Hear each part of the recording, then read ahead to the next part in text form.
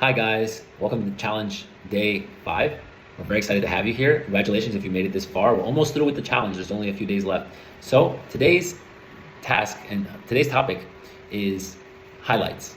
And why are highlights important? Because they stay on your feed permanently until you either delete them or you edit them into something else. But they stay up there and people can easily just press it and they see your highlighted stories. In order to create a highlight, first you have to make a story, one story.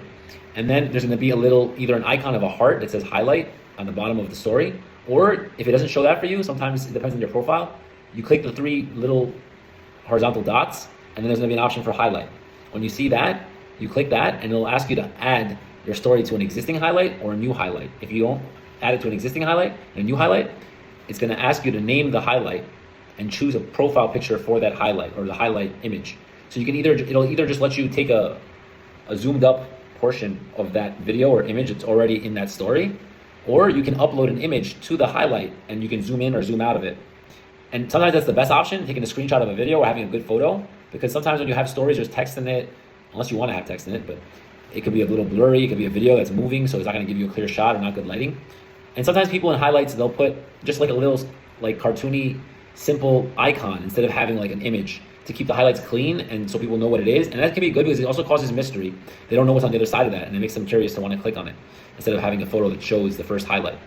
So highlights are great, guys. Like I said before, they let you keep information on the top of your page. And good highlights to have are ones like how to buy my art. And you explain in details, but simply, and make it easy for them to buy your art with either like a PayPal link or a description that talks about how your commission rates work or how much your pricing is or whatever your system is, and explaining that in just a few slides or one slide just so that it can be fast and they don't click off of it. What are some other techniques and good topics to have in highlights, Thais? Well, the highlights, you have to think about it as a platform that you're going to be using professionally to provide a service, to sell a product. So think about it as if it was buttons on a website. And you use strategic information that they need to know. One is, like Sophocles said, how to buy your art, how to buy my art. You're going to write that as the name of that highlight. And you put inside that highlight everything that is related to like getting a commission from you, or but you start putting the basic steps to get your art. If you get commissions, if it's just whatever you have in your inventory, what's your inventory, what's your prices. You can even have a highlight that is your inventory, and you post everything, and you can even put prices on it. Like you put a picture of the painting or the artwork with the price on it, and it helps especially if you have like affordable prices, because many times when they have no idea how much you charge, it's normal that everybody that doesn't see the price, the first thing we think is that it's very expensive, and that discourage the person to ask. So many times people don't even ask how much it is because they imagine it's too high. And if they see the price and see if it's affordable, maybe they think, oh, but this is something that I can buy. So you break an objection just by showing the price.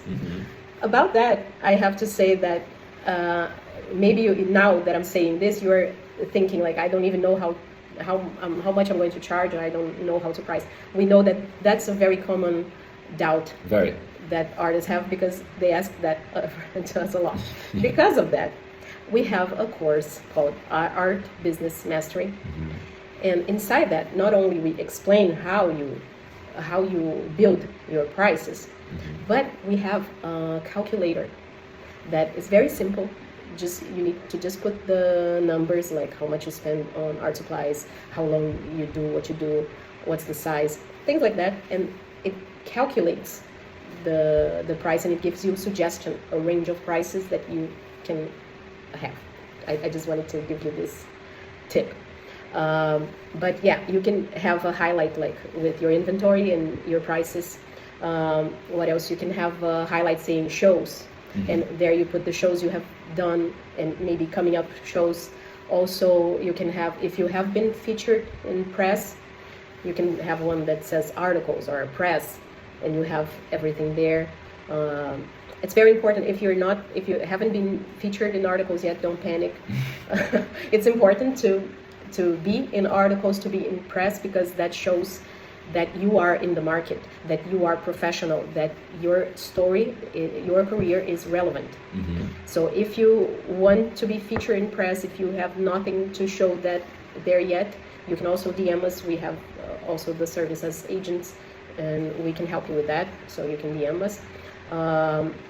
You can also put on highlights your studio, have a highlight that shows like your studio or your process, things like that. So I think you understood where we are going with this. So the task for you today is to create one highlight.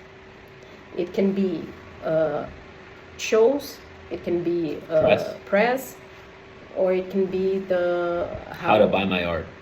Exactly. And like we said, if you want to tag us in the task for today, we will do our best to repost. It's a lot of people, but we are going to do our best to be reposting everybody that is participating in the challenge. So good luck.